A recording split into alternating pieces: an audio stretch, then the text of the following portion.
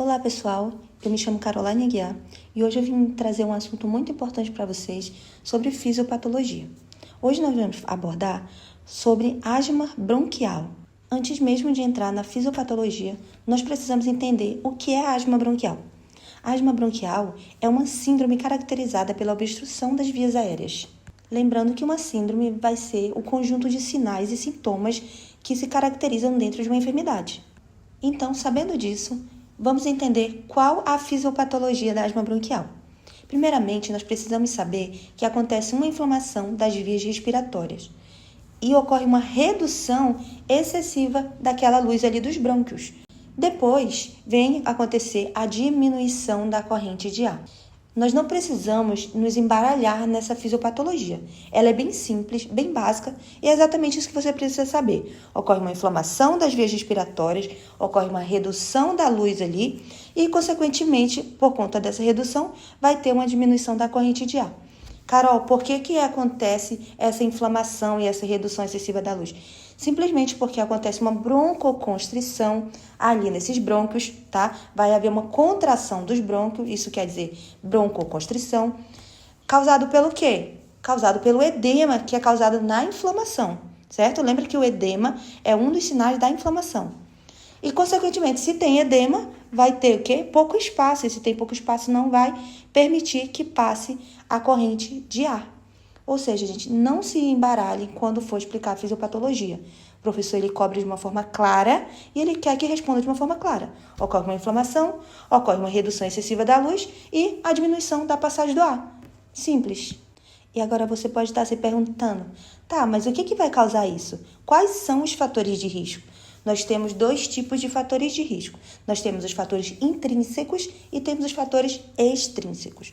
Os fatores intrínsecos são aqueles que são ocasionados dentro do nosso corpo, por coisas que são do nosso corpo. Já os fatores extrínsecos são fatores externos ao nosso corpo. Então, vamos dar alguns exemplos para vocês entenderem.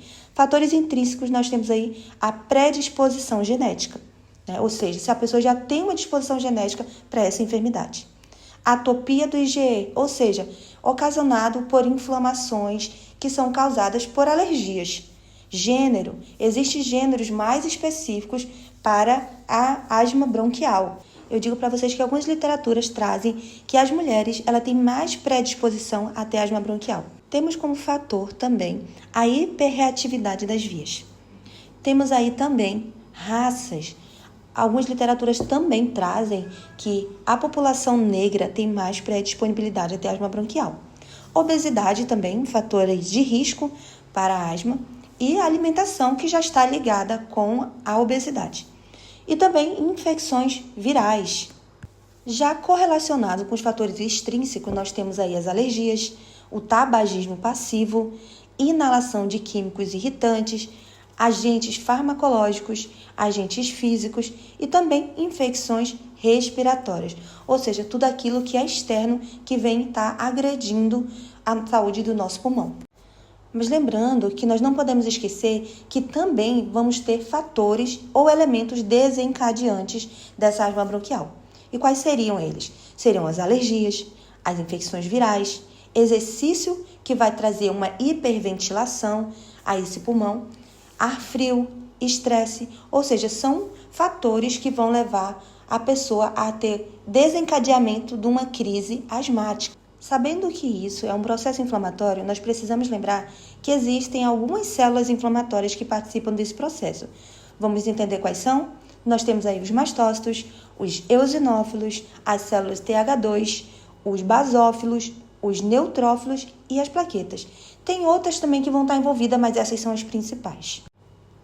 E quais são os mediadores inflamatórios que participam desse processo? Nós temos aí a histamina, os leucotrienos, as prostaglandinas, o IgE e outros.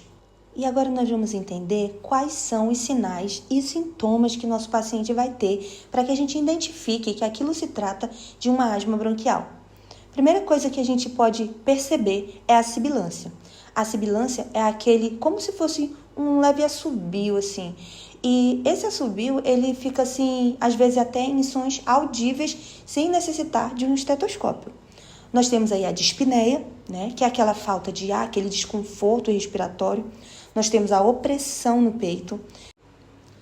Temos também a tosse, a limitação do fluxo respiratório e variáveis em tempo e intensidade. É interessante a gente lembrar que o quadro clínico também pode trazer o paciente tendo a bradipneia súbita. Esse paciente, na maioria das vezes, ele vai adotar uma posição sentada para que permita que a caixa torácica dele se expanda mais.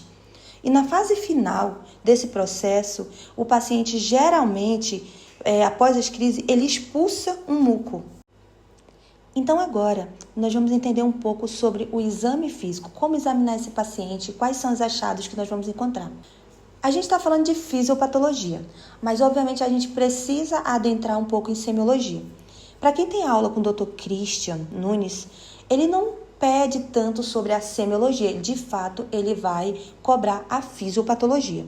Mas é interessante porque em algumas questões ele pode jogar sobre o quadro clínico do paciente. E se você conseguir encontrar quais são os achados, como que vai estar o exame físico desse paciente, vai ficar mais fácil para você conseguir acertar a sua questão na prova, tá? Nós temos aí a inspeção.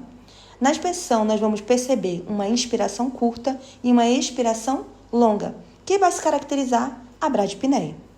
Nós temos também aí a palpação. Na palpação, nós vamos perceber vibrações vocais normais, ou às vezes podem estar diminuídas. Durante a percussão, ela vai ser uma percussão aí normal, com ligeira hipersonoridade.